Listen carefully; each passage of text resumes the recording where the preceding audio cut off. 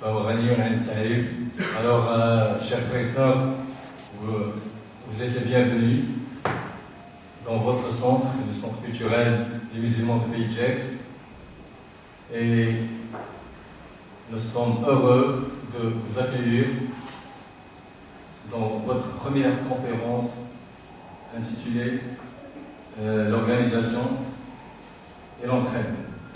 Et nous sommes plus heureux que cette conférence soit donnée par le frère Mostafa Brahami. Le frère, pour ceux qui ne connaissent pas, Cheikh Mostafa Brahami, il est l'imam de la mosquée de Lausanne et professeur universitaire de l'économie et du management interculturel. Il participe beaucoup à beaucoup de cours et de conférences en Suisse et à l'étranger, en France aussi, sur la culture musulmane et sur la vie du prophète sallallahu alayhi wa sallam, sur al-fiqh, la jurisprudence. Et voilà, il a écrit de nombreux livres, dont par exemple le très bon guide pratique pour le Hajj ou l'Umrah. Il a écrit aussi comment faire la prière pour les petites filles, comment faire la prière pour les petits garçons, les livres qu'on a travaillé avec Radar, c'est lui. Et aussi, il a écrit un livre, les guides, voilà,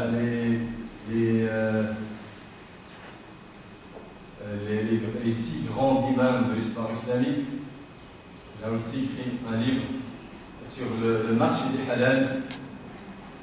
Le marché des halal entre les références religieuses et la contrainte industrielle, etc.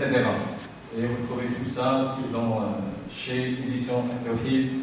فمرحبا بكم من جديد ومرحبا بالشيخ مصطفى ابراهيمي فليتفضل مشكورا.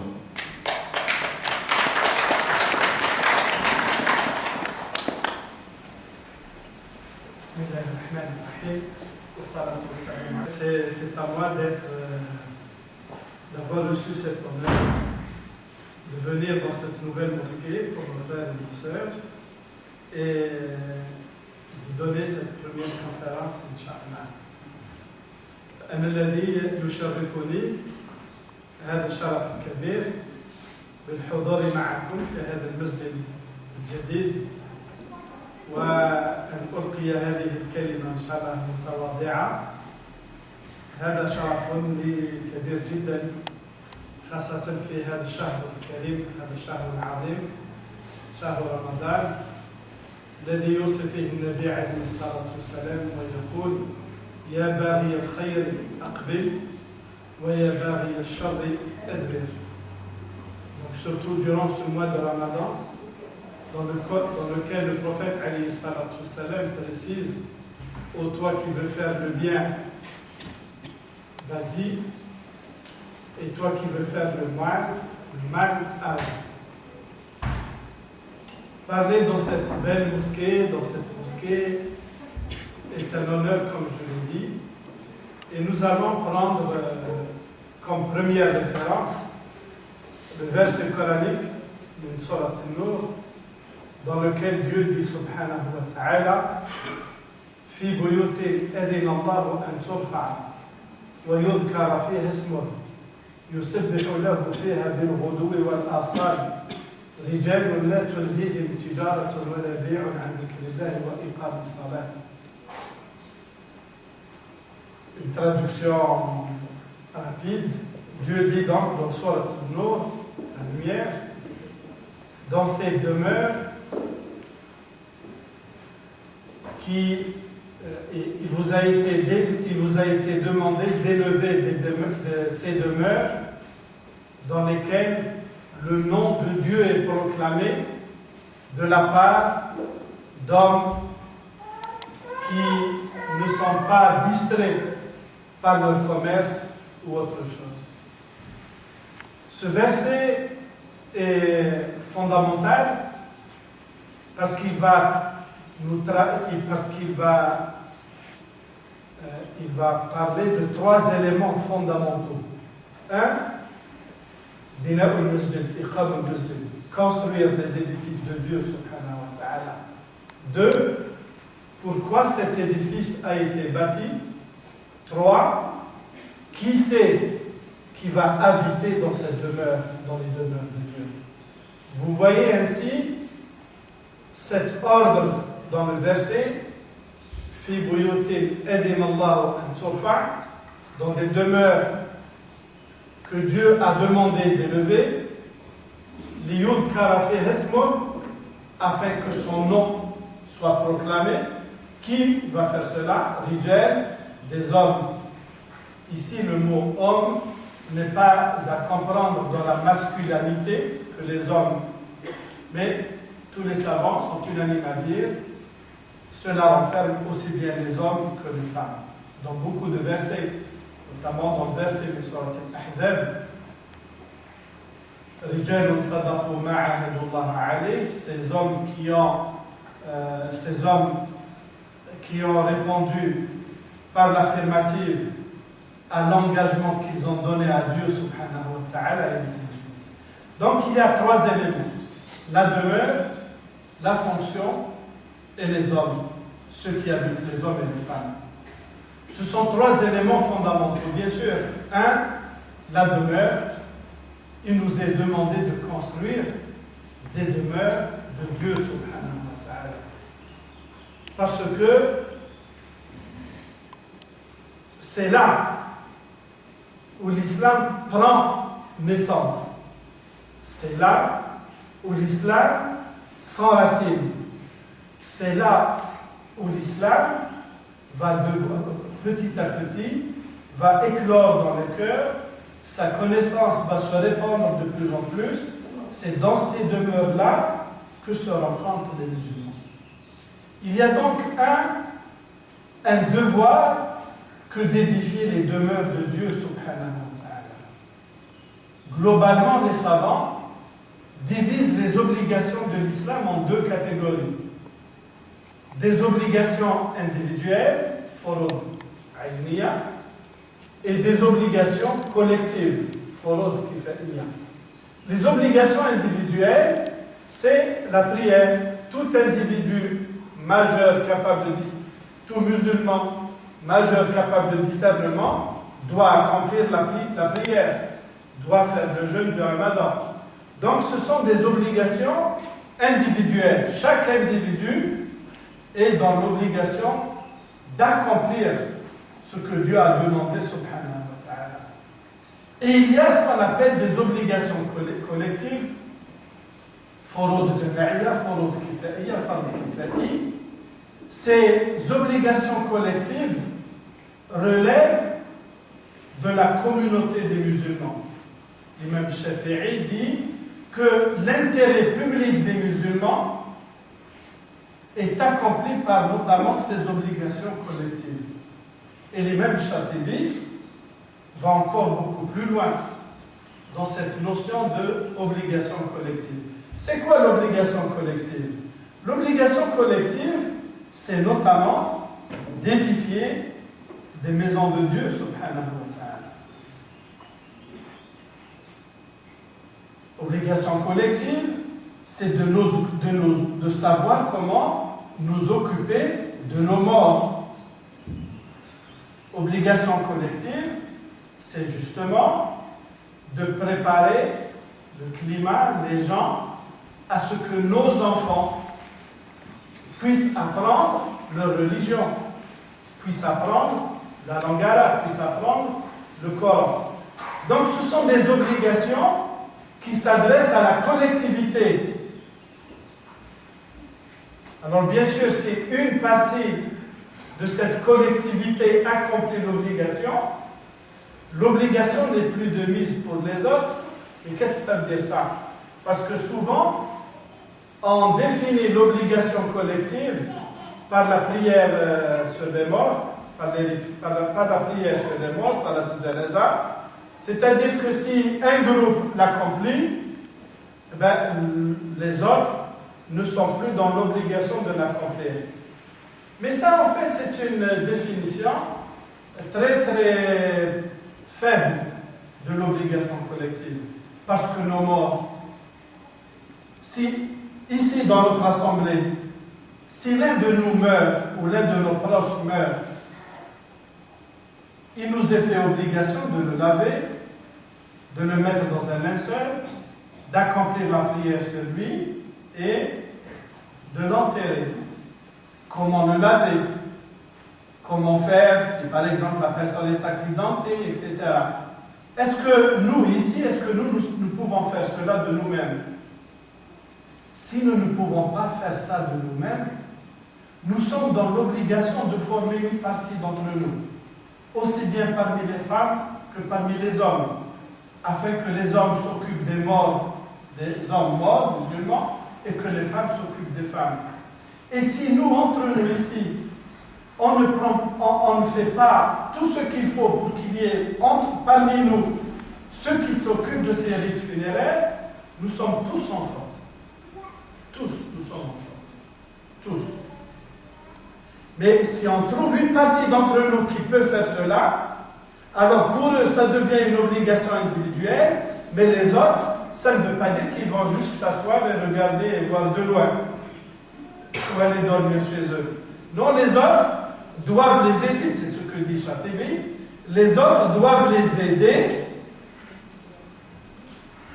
à former, à trouver des cimetières, donc doivent aider les autres à l'accomplissement de cette obligation. Voilà ce que ça veut dire le fard al-kifaya et l'obligation collective. Donc l'obligation collective, c'est pas qu'il y a certains parmi nous qui s'occupent, c'est bon, moi je peux aller faire la sieste et revenir sur la trace. Ou le marbre, je peux revenir le vendredi prochain, Inch'Allah.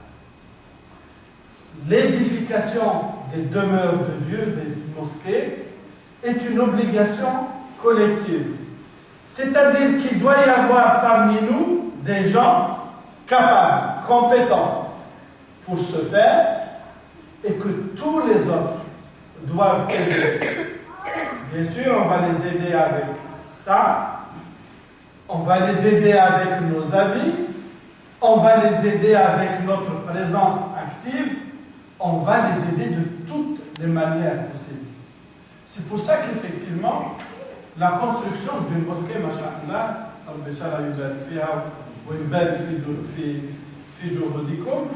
est quelque chose d'extraordinaire auprès de Dieu, subhanahu wa ta'ala. Tous ceux qui participent, le prophète alayhi salam précise, même celui qui n'a rien, qui a participé simplement en creusant un peu le sol pour les fondations. Celui qui a apporté dans son temps, celui qui a apporté un tronc d'arbre pour le mettre comme pilier ou pour le mettre au-dessus, comme un plafond. Tout ça, c'est ce qu'on appelle sadaqa jariya. Sadaqa jariya,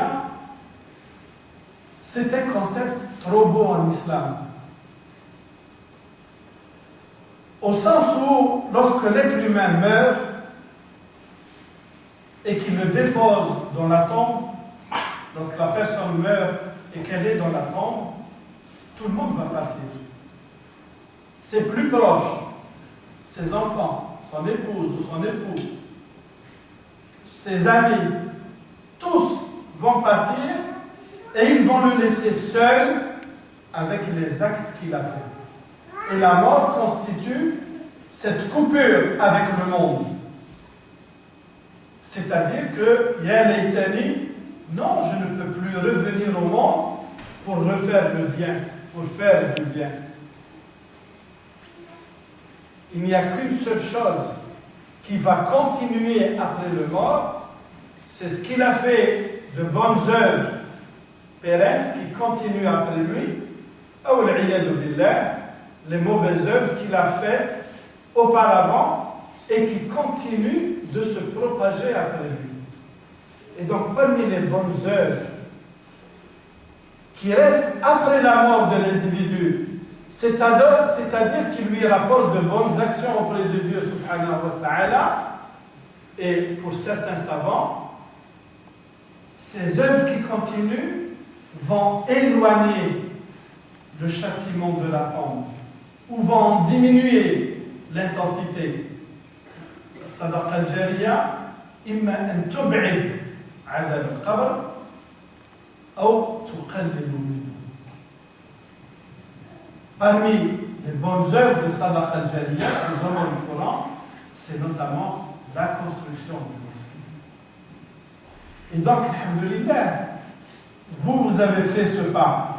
Mais attention, le pas, il ne faut pas dire c'est bon, je suis arrivé, on a construit, c'est bon, alhamdoulilah,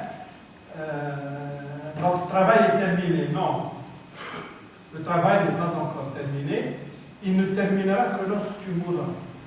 Et chaque euro, chaque livre, chaque effort que tu feras pour la mosquée, eh bien, il restera après toi. C'est-à-dire que tous les gens qui viendront après nous, après vous, lorsque tous vous allez mourir, ou vous allez partir ailleurs, mais qu'une personne étrangère au coin, ou si elle habite et qu'elle revienne à l'islam, et qu'elle fasse la prière ici, qu'elle rentre dans cette mosquée, afin de proclamer le nom de Dieu, tous ceux qui ont contribué auront encore des hasanat. Voilà ce que vous avez fait. Mais n'arrêtez pas, parce que la mosquée, les murs de la mosquée, donc je parle ici des murs, bien sûr elle a besoin d'être nettoyée, elle a besoin de payer ses charges, elle a besoin que l'école continue, et ainsi de suite. Il faut poursuivre votre don. Parce que tout ce que vous donnerez à Dieu, subhanahu wa ta'ala, rien ne sera perdu. Il faut avoir cette certitude. Ce que vous mangez sera perdu après 1 heure ou après 6 heures. Tout ce que vous faites dans ce monde sera perdu à l'exclusion de ce que vous ferez pour Dieu, subhanahu wa ta'ala. Et le monde que vous donnerez pour la mosquée en particulier et les dépendances de la mosquée, notamment votre école ici, tout cela va rester après vous. Le prophète alayhi salatu wassalam dit, lorsqu'il parle de l'aumône courante, si on peut traduire ça sadaqa al-jariya, l'aumône pérenne, l'aumône courante, il dit, lorsque le croyant met en terre un arbre, un plant, une petite plante, et que ça devienne un arbre, toute personne qui s'assoit à l'ombre de cet arbre-là, tout oiseau qui y bâtit son nid, tout oiseau qui vient et qui prend des fruits, enfin de quoi manger, tout cela apporteront des bonnes actions hasanat à celui qui a planté cet arbre-là. Donc, alhamdoulilah, pour vous, vous avez participé peu ou prou, beaucoup ou un peu, à cet effort de construction de la mosquée. Alhamdoulilah wa shukran. Si jamais quelques-uns n'ont pas pu participer pour cause de problèmes financiers, pour cause, il est toujours temps de mettre de côté ce que vous allez retrouver dans vos tombes et ce que vous allez retrouver auprès de Dieu demain, le jour du jugement. Lorsque Dieu vous demandera ce que vous avez fait, vous pouvez dire, oh mon Dieu, j'ai participé à la construction de telle ou telle mosquée. Ça, ce sont les murs de la mosquée, et les murs vont rester après nous, alhamdoulilah. Celui qui peut donner 1 euro, qu'il le donne. Celui qui peut donner 100, qu'il le donne. Celui qui peut donner plus, qu'il le fasse. Ce que je vous conseille, ce que je me conseille, ce que je vous conseille, chaque mois, donnez quelque chose de régulier à votre mosquée, et à l'école, et à ses dépendances. Chaque mois, comme vous réservez chaque mois pour votre téléphone mobile, pour votre essence, peut-être pour vos vacances, en Turquie ou en Algérie ou en Tunisie ou au Maroc ou ailleurs ou en Italie, laissez un peu chaque mois donner régulièrement à la mosquée. Et vous allez voir comment Dieu subhanahu wa ta'ala va bénir vos biens, va bénir ce que vous avez donné pour lui. Parce que Dieu subhanahu wa ta'ala, il multiplie ce que vous donnez par 10, par 700, par plus que cela. Dans le verset coranique, مثل الذين ينفقون في سبيل الله كمثل حبة أنبتت 7 سنابل في كل سنبلة 100 حبة والله يضاعف لمن يشاء. L'exemple de celui d'entre vous qui donne comme des aumônes, est tel que est comme celui qui plante un grain de blé, lequel grain de blé va donner 7 épis. Chaque épi va donner 100 grains de blé, et Dieu multiplie comme il veut, comme un fil. Wallahi, si maintenant quelqu'un entre par la porte de la mosquée et vous dit, à côté, il y a un nouveau marché. Vous donnez 1 euro, on vous donne un billet de 200 euros. Est-ce que vous allez rester m'écouter? Vous allez plutôt partir, échanger vos quelques euros. Vous n'allez pas rester m'écouter. C'est normal. Mais ça, c'est Dieu subhanahu wa ta'ala, c'est 700. Personne ne vous fait cela. Personne ne vous assure cela, sauf Dieu subhanahu wa ta'ala. Ça, c'est les murs de la mosquée. Le verset dit ensuite quelle est la fonction de la mosquée. في بيوت أذن الله أن ترفع ويذكر فيها اسمه. الذكر dans le Coran et dans le Hadith, il est très vaste. Dhikr, Dieu a appelé Salat al-Jumu'ah dhikr. Lorsqu'il dit Ya ayyuhalladhina amanu idha nudiya lis-salati min yawm al-jumu'ati fas'aw ila dhikrillah. Le dhikr, ça veut dire la prière du vendredi. Le dhikr, c'est pas seulement évoquer Dieu subhanahu wa ta'ala. Le dhikr, c'est l'objectif suprême de la présence humaine sur terre. Dieu, lorsqu'il parle à Sina Moussa alayhi salam, il lui dit wa aqimi salata li dhikri, et accomplis la prière pour m'avoir en pensée.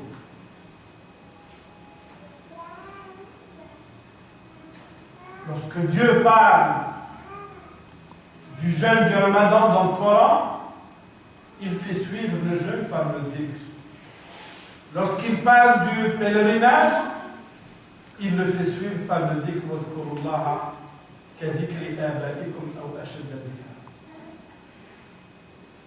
Jusqu'à ce que le prophète alayhi salatu salam dise, même entre deux martyrs qui sont entre deux combattants qui sont en train de combattre et qui vont mourir, le meilleur d'entre eux, c'est qui?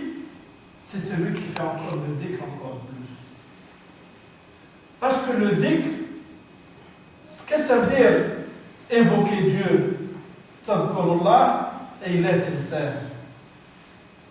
Tadhkurullah, yani annaka la tinsah. Le dhikr, ça veut dire ne pas oublier Dieu subhanahu wa ta'ala.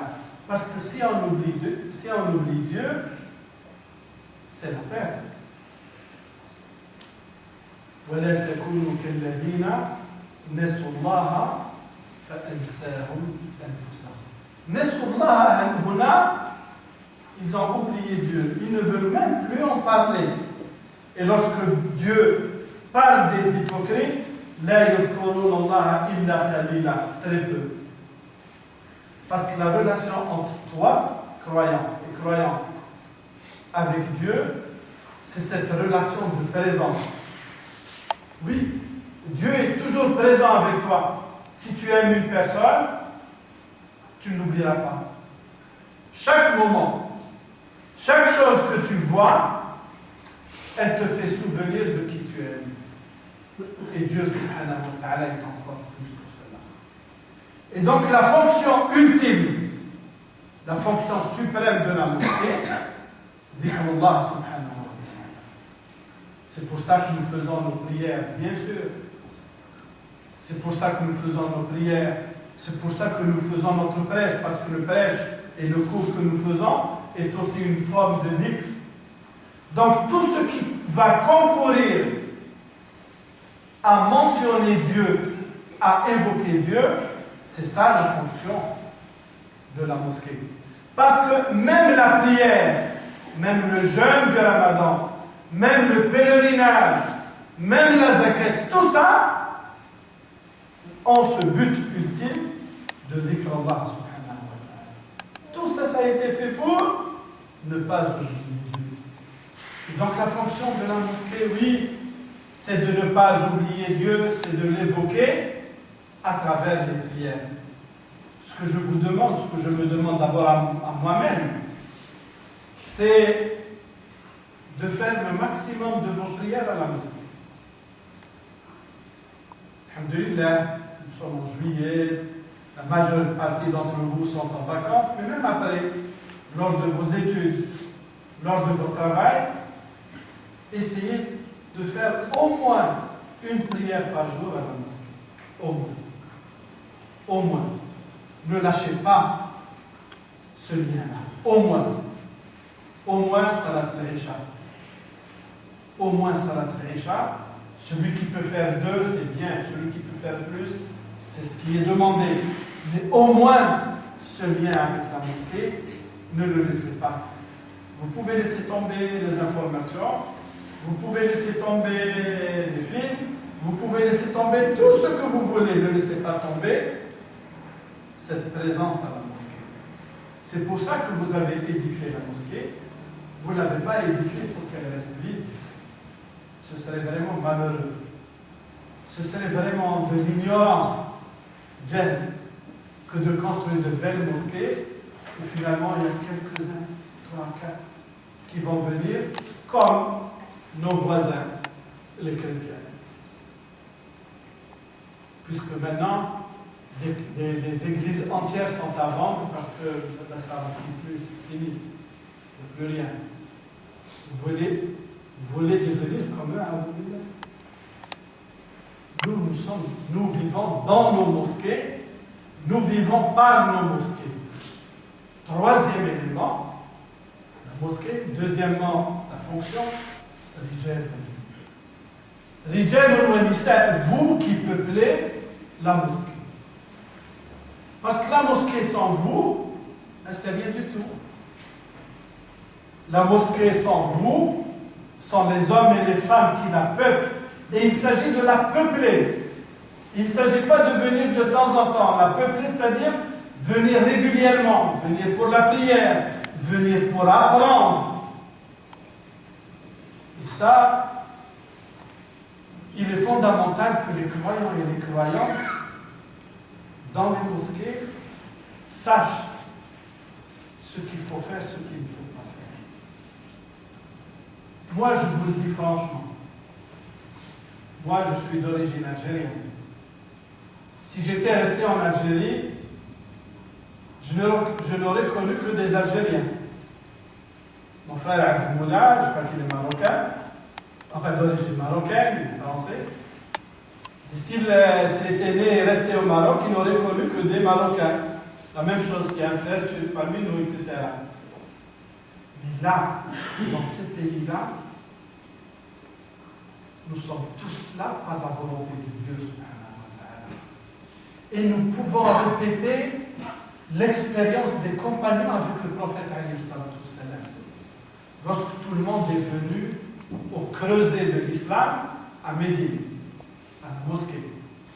Lorsque Dieu a révélé le verset « Innamal mu'minuna ikhwa », Dieu ici parle de ce sentiment de la fraternité.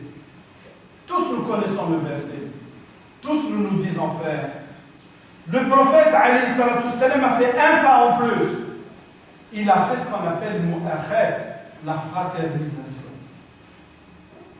C'est dans ce creuset de Médine que s'est retrouvé le noir Bilal, le romain, le byzantin, Sohaïl, l'arabe noble, Omar ibn Khattab, l'arabe qui n'était pas noble, Abdullah ibn Mas'ud, le médinois, le Qurayshite, tout le monde est venu dans cette mosquée, dans la mosquée de Médine. C'est là le creuset de la véritable fraternité islamique. Et nous pouvons refaire cela à notre niveau. Pourquoi? Parce que Shaitan, il n'est pas très loin. Shaitan, il n'est pas très loin. Ne l'entendez pas. Les liens de l'islam entre nous sommes tous face à une seule qibla. Nous avons tous le même livre. Nous avons tous la même Kaaba. Nous avons tous le même prophète, alayhi salatu salam. Nous avons tous les mêmes références. Alors ne nous divisons pas. Ne tombons pas dans la division. Parce que ce serait le meilleur cadeau à offrir à ceux qui ne veulent des musulmans que la division, que les conflits.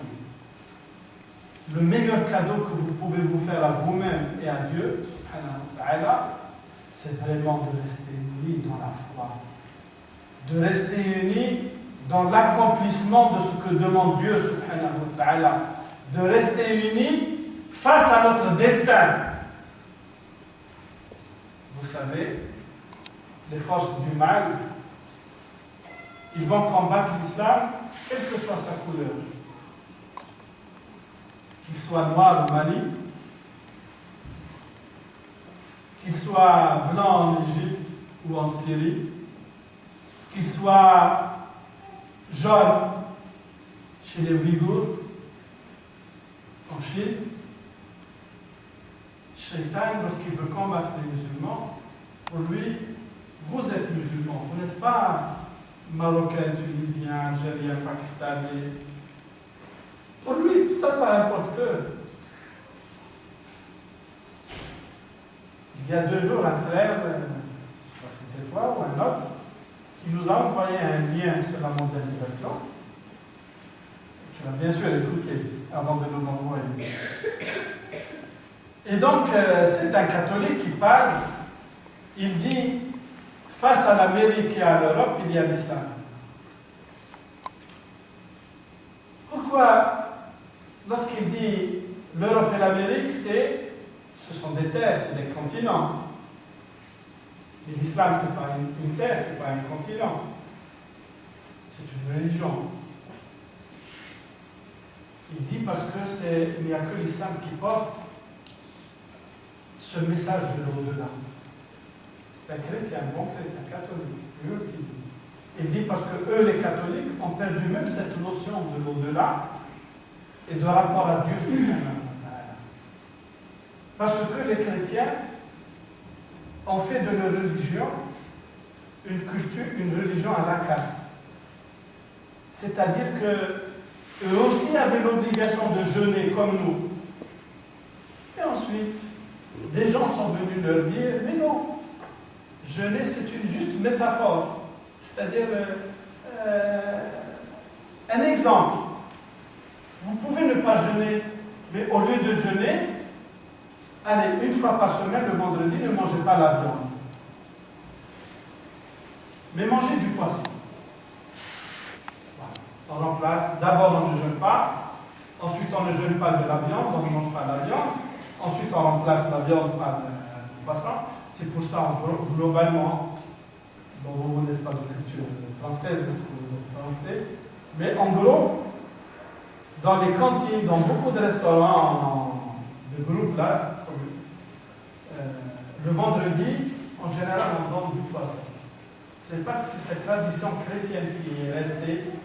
On ne mange pas la viande le vendredi. Et ensuite, après, en Suisse, ils mangent beaucoup de chocolat. Ils disent non, il suffit juste de ne pas manger du chocolat, et puis c'est tout. Dieu, comment on va jusqu'à ce qu'ils disent, il n'y a pas de jour dernier, il n'y a pas de paradis, il n'y a pas de... Tout le monde, il est beau, tout le monde, il est gentil. Aussi bien le criminel qui a tué que le bonhomme qui a fait de bonnes choses. Cette religion à la carte, elle est venue parce que justement les gens se sont éloignés de leur religion principale. Et c'est pour ça que la mosquée a cette fonction fondamentale de quoi? À travers les hommes qui doivent la peupler, de leur faire apprendre la religion. Mais s'il y a quelqu'un qui vient et qui enseigne et finalement trouve une ou deux personnes, finalement ces hommes,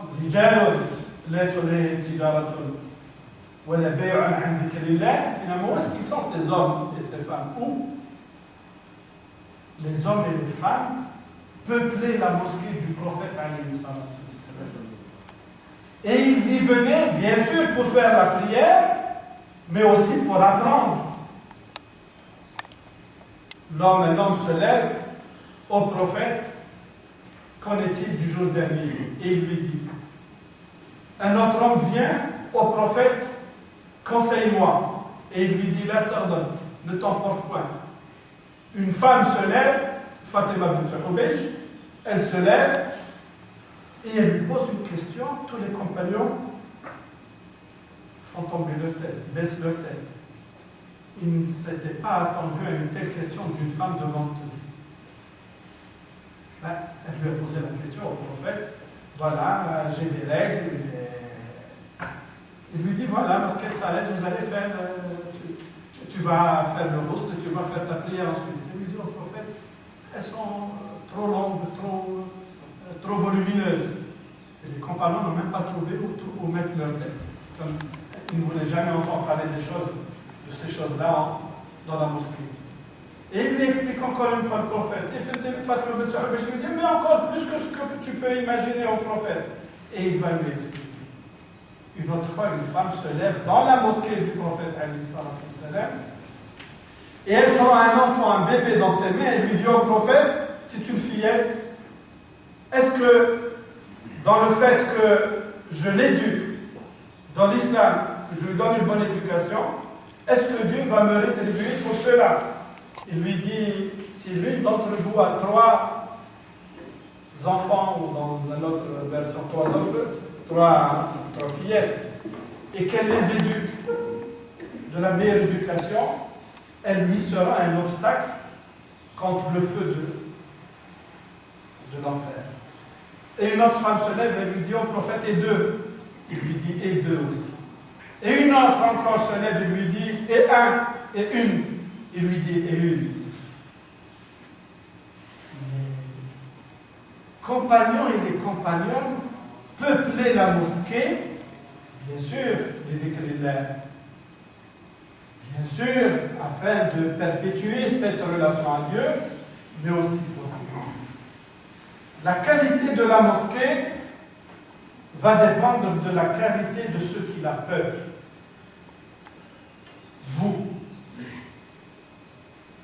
Vous, est-ce que vous allez en faire une mosquée attrayante pour tout le monde? Ou, que Dieu le plaise, nous allons avoir un si mauvais comportement entre nous que les gens préféreront aller n'importe où, préféreront prier chez eux qu'à venir à la mosquée. Surtout ne pas tomber dans cette histoire-là. La mosquée doit être le meilleur lieu dans lequel nous vivons, Inch'Allah. Elle doit être le meilleur lieu dans lequel nous exprimerons nos meilleurs sentiments. Et s'il peut arriver un problème entre moi et un tel, après 3 jours, c'est fini. Je dois surmonter le problème afin que la véritable fraternité existe entre nous. Parce que le prophète, avant le prophète, mais Dieu, lorsqu'il parle des croyants et des croyants, il dit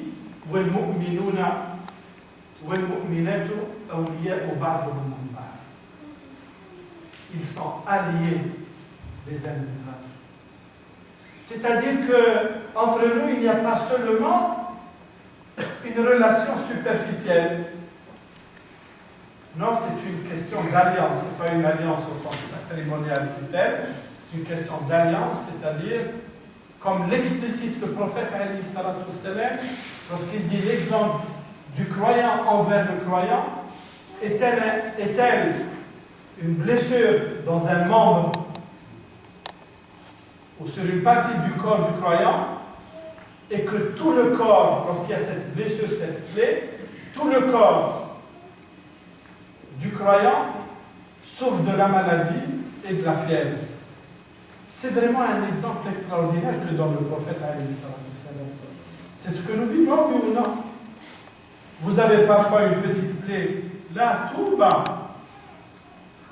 Eh bien, vous allez avoir de la fièvre partout. Vous n'allez pas dormir. Vous pouvez vous dire quand même, c'est un petit bouton en bas, tout à fait en bas, un petit bouton tout à fait ici. Mais c'est parce que le corps est un seul, que tout le corps, grâce à quoi? Grâce au sang qui circule, c'est le sang qui va faire circuler les mauvaises choses comme les bonnes choses. Et bien c'est comme ça que nous devons nous sentir. C'est-à-dire, si l'un d'entre nous ne trouve pas à manger, est-ce que vous pensez qu'il serait normal que nous allons manger, festoyer, et que nous ne cherchions pas parmi nous celui qui n'a pas à manger? Est-ce que vous pouvez trouver normal que si l'un d'entre nous a besoin tout simplement d'une écoute,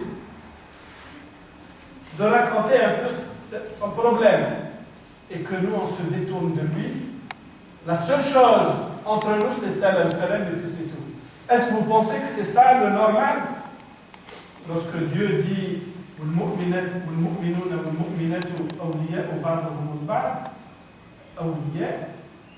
c'est cette alliance, c'est-à-dire je ressens au moins un peu ce que tu ressens.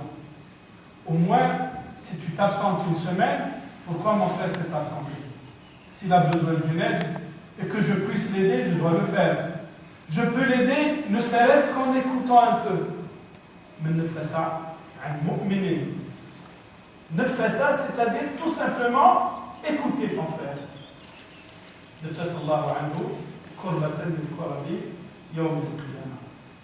Tout simplement écouter, parce que le fait de parler de son problème, déjà ça l'allège. Dieu éloignera de toi l'un des tourments du jour dernier. Et donc, la mosquée, c'est la qualité de ceux qui l'appellent. C'est vous, tout simplement, c'est vous. C'est pas d'autres. C'est vous, hommes et femmes. Vous venez pourquoi? Bien sûr pour faire la prière. Bien sûr pour apprendre le Coran. Bien sûr pour écouter ce qui nous serait utile ici-bas et dans l'au-delà. Mais c'est aussi pour construire cette fraternité entre nous. Je peux faire le minimum, je le ferai. Le minimum, je le ferai. Ce qui est par contre mauvais, c'est d'être étranger à la souffrance de nos frères. Ici, bien sûr, dans le pays de Gex, mais aussi ailleurs, c'est de ne pas connaître aussi, de ne pas sentir la souffrance de nos frères en Égypte, après le et l'emprisonnement. C'est de ne pas sentir la souffrance de nos frères en Palestine, en particulier à Gaza. Parce qu'à chaque fois qu'il y a problème, c'est le Palestinien qui paye. On enferme encore. Parce qu'il faut que les nouvelles autorités égyptiennes fassent allégeance à Israël et aux États-Unis et à la Grande-Bretagne. Il faut qu'elles fassent allégeance. Qu'elle leur montre, voilà, moi je suis avec vous. Et comment elle est en train de faire allégeance? D'abord, c'est de fermer la frontière avec Gaza. Donc il y a même des gens qui allaient partir pour faire une Umrah sont restés là. Mais ils sont en train de faire plus que ça, ils sont en train de détruire les tunnels souterrains qui alimentent les Palestiniens. Parce qu'il faut faire allégeance, comme ça s'est passé auparavant. Et donc, bien sûr, nous devons avoir cette fraternité avec nos frères partout. En Syrie, au Pakistan, en Afghanistan, mais pas seulement dans ces pays-là.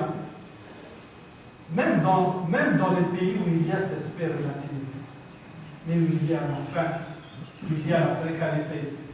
Donc, la mosquée, à chaque fois qu'elle va, par exemple, faire un appel pour aider des pauvres, pour aider des précaires, pour aider des gens qui sont dans le besoin, et ça c'est l'une des fonctions de la mosquée justement, eh bien nous essayerons de répondre présent, Inch'Allah.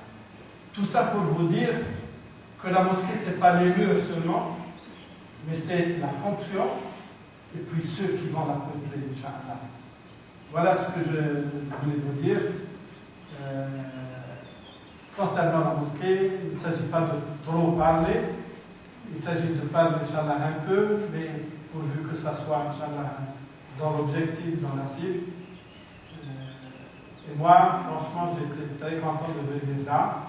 Masha'Allah, que cette mosquée soit le lieu de la grâce divine, subhanahu wa ta'ala. Franchement, vous avez fait un très très grand pas. Ne vous arrêtez pas. Wallahi, ce que vous ferez, ce que vous donnerez comme argent, votre présence ici, sadaqa. Wallahi, ce que vous ferez de bien dans la mosquée, wallahi, vous allez le retrouver au niveau de vos enfants. À ceux qui sont mal éduqués, à ceux qui ne le sont pas, Inch'Allah. Wallahi, vous allez le retrouver pour vos enfants. Wallahi, vous allez le retrouver pour vos parents. Et donnez aussi. Peut-être que vos parents n'avaient pas d'argent pour faire du bien comme ça, peut-être. Parce que oui, nos parents ont vécu beaucoup dans la pauvreté, franchement. Moi, je parle de moi, mais je sais que la majeure partie d'entre vous, leurs parents, ont vécu très sobrement, très pauvrement. Et si vos parents n'ont pas pu participer à l'édification de mosquées, vous, leurs enfants. Mais leurs enfants, ce n'est pas que les jeunes, mais même celui qui a une barbe blanche, c'est aussi un enfant par rapport à ses parents. Donc, donnez aussi de l'argent pour vos parents. Ça c'est valable. Et ça, c'est l'un des devoirs de piété envers nos pères et nos mères. Alhamdoulilah, vous avez participé. Participez encore en prenant cette intention-là, que ce que vous donnez maintenant, Inch'Allah, ce que vous allez donner dans les mois prochains, ou telle somme, oh mon Dieu, fasse que ce soit pour mes parents, sadaqa. C'est l'un des meilleurs devoirs que vous allez faire. Wa astaghfirullah li wa lakum wa li sa'il muslimin fastaghfiruhu innahu huwal ghafurur rahim. Amin wa alhamdulillahi rabbil alamin.